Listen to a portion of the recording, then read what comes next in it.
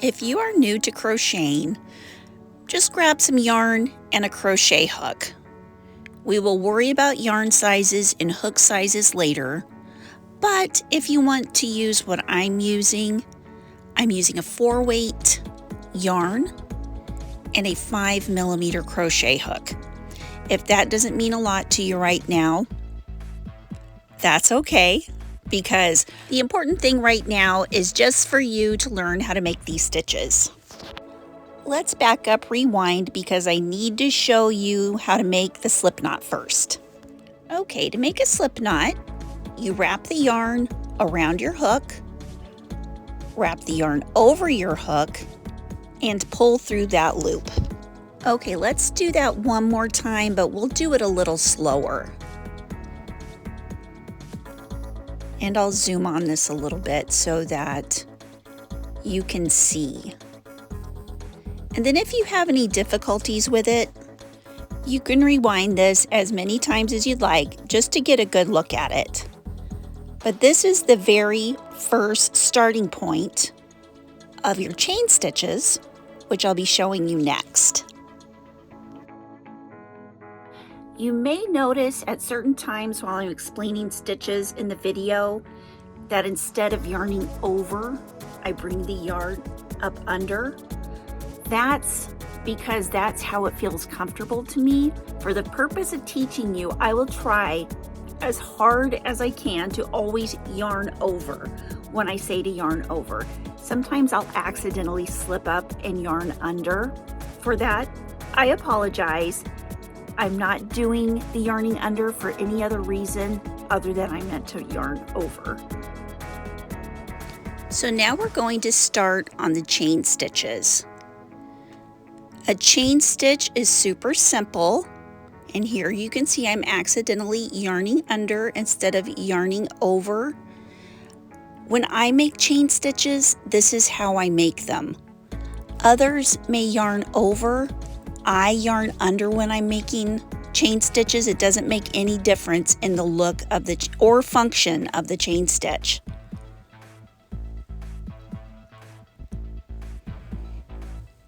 So you just wrap the yarn over your hook and pull it through the loop. Wrap your yarn around the hook, pull it through the loop. Wrap your yarn around your hook, pull it through the loop. Wrap your yarn around your hook and pull it through the loop. Let's do the chain one more time, and I want you to notice how my hands are placed. I hold the yarn with my left hand, and I hold the hook with my right because I'm right-handed. Now, some people may hold their hooks differently. This is how I have been crocheting for the last 42 years.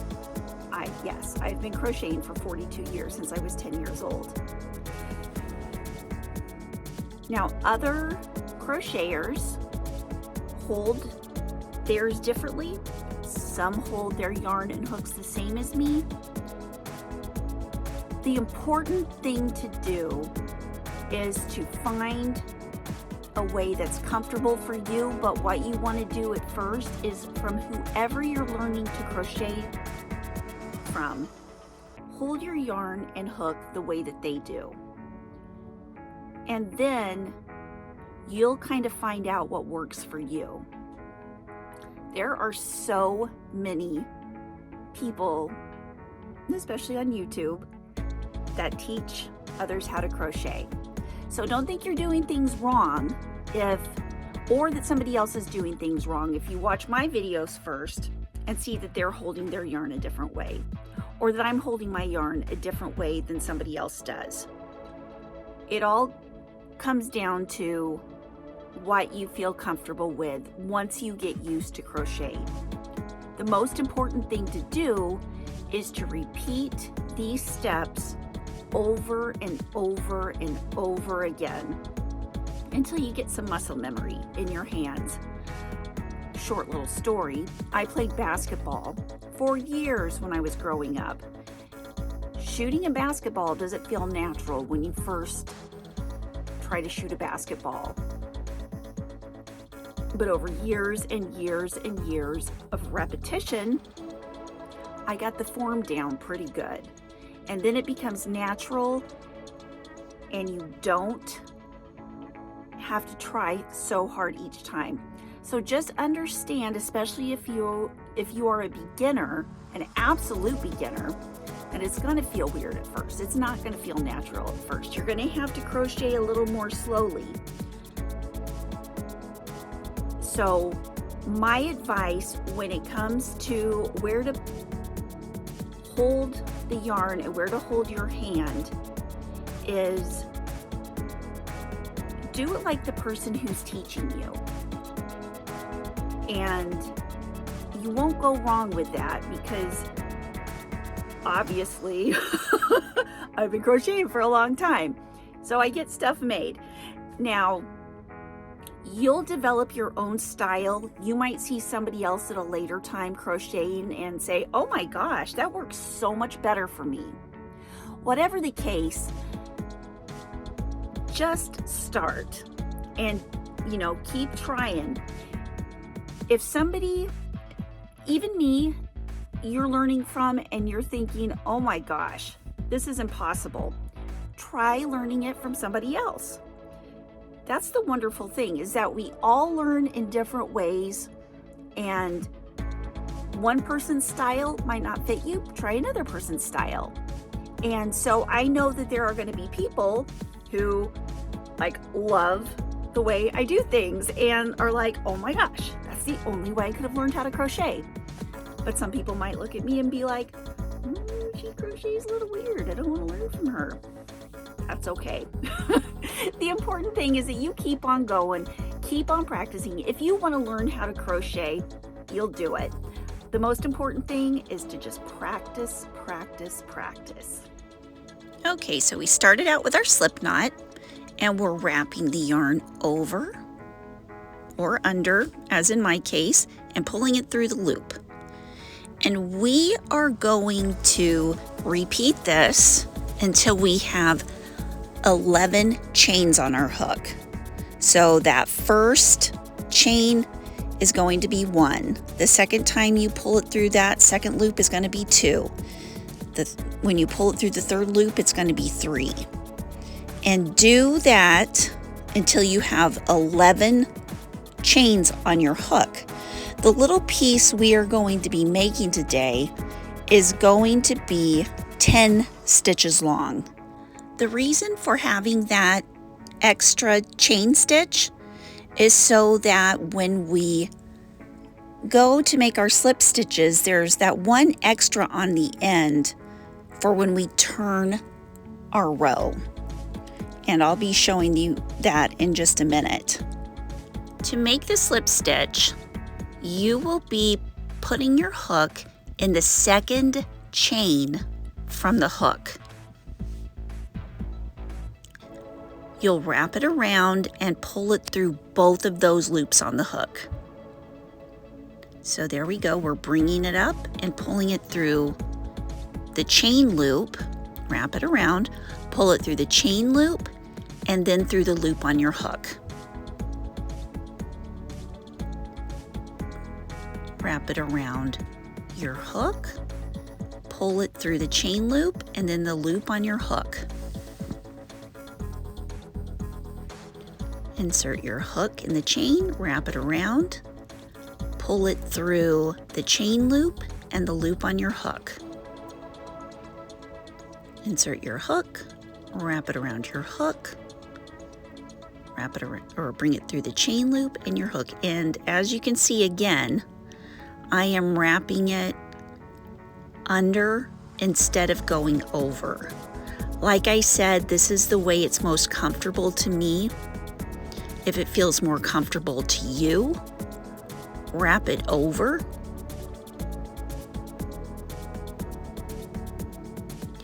But the reason I like to grab from underneath is because it just grabs that yarn. And there we go. And we have 10 slip stitches going across now. Now when we get to the end of our row, we are going to chain 1, turn our row, or turn our piece that we're working on, and then we're going to start back down the other side doing slip stitches. Now when you go in to here, you skip the chain stitch. You don't crochet into the chain stitches and that are on the end of the rows, and you'll put your hook through the top 2 loops of the slip stitch that you did on the previous row.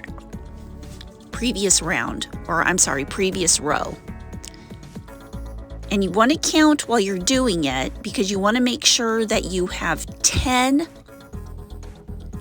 stitches going across on your way back down.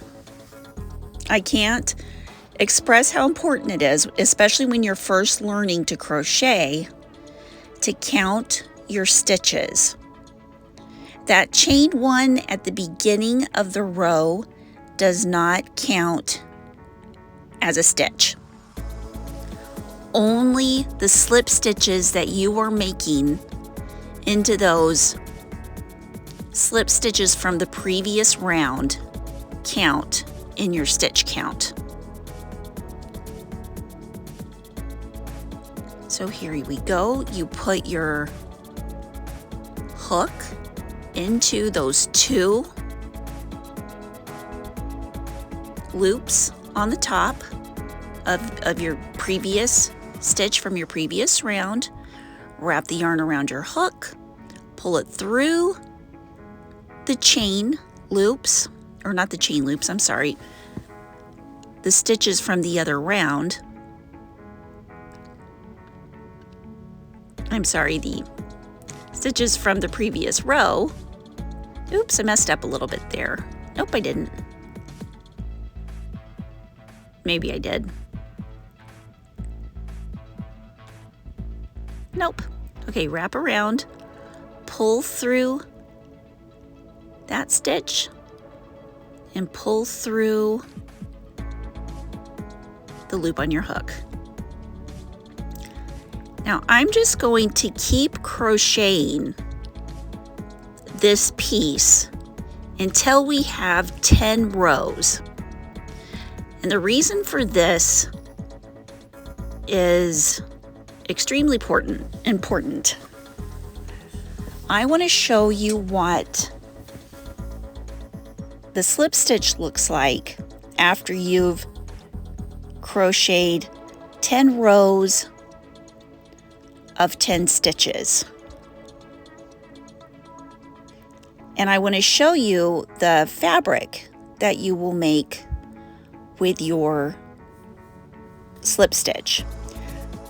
I do have to tell you that the slip stitch is not usually used, like say to make a scarf or a sweater in the main body of the whole project, just because it's a very dense, very compact, very small stitch.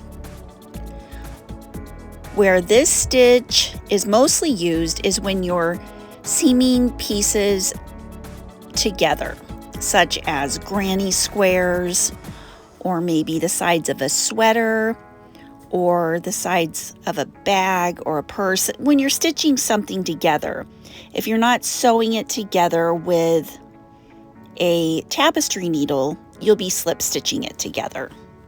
Another thing that I use slip stitches for a lot are in making hat brims or the cuffs of sweaters. Any place that needs a kind of a stretchy and dense type kind of texture to it. But that is for learning at a later date. For right now, I just want you to learn how to make these slip stitches and to practice. Now when you get to the end of this round, when you get to the end of this row and you've been counting your stitches, this will be slip stitch number 10.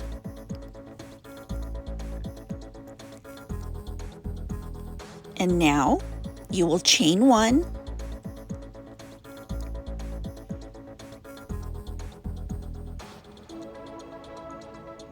turn your piece.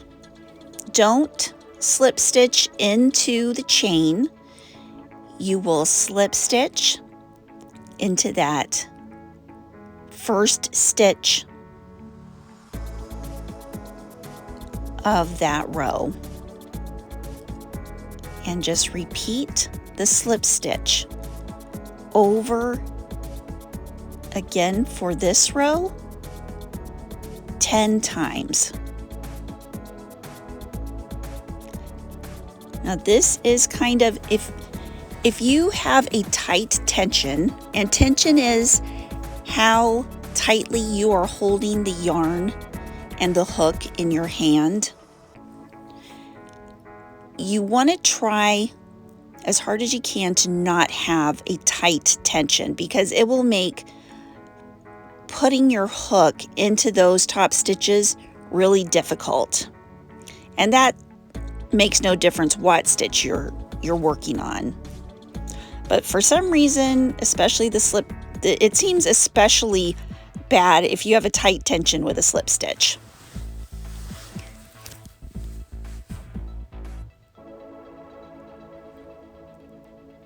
And I am going to show you each time I teach you to make a new stitch. You'll see me making it 100 times, and that is 10 stitches across and 10 rows tall, because I want you to get the look and feel of what that stitch looks like being made. And I want you to practice right along with me. This way, if I show you several times, like 100 times, then you can just keep watching and you won't have to take your hands off of your project to rewind.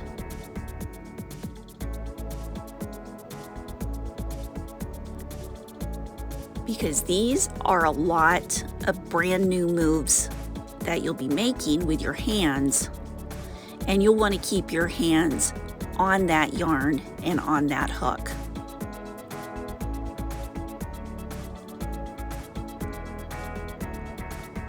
Okay, we've got slip stitch number 10. End of the row, we're going to chain 1 stitch, and we're going to go back into that first stitch of the row, slip stitch again.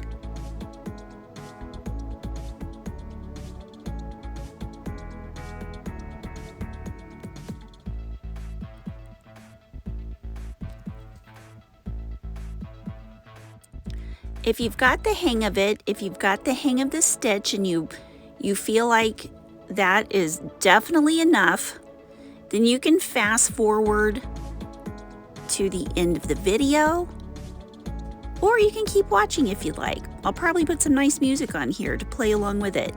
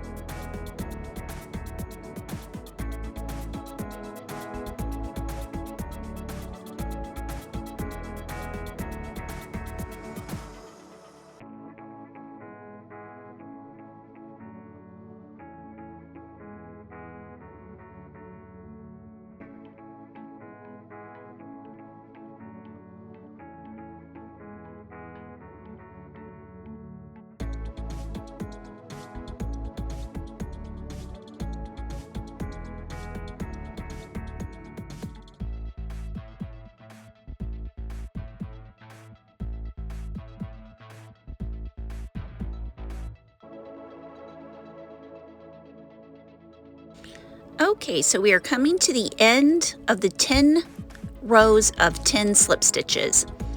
And I am going to tie this off, just pull through with a slip stitch and pull that tight just like I did there. And there we go. You notice that it is shorter than it is longer with the slip stitches, with the 10 rows of slip stitches. Makes a little rectangular piece.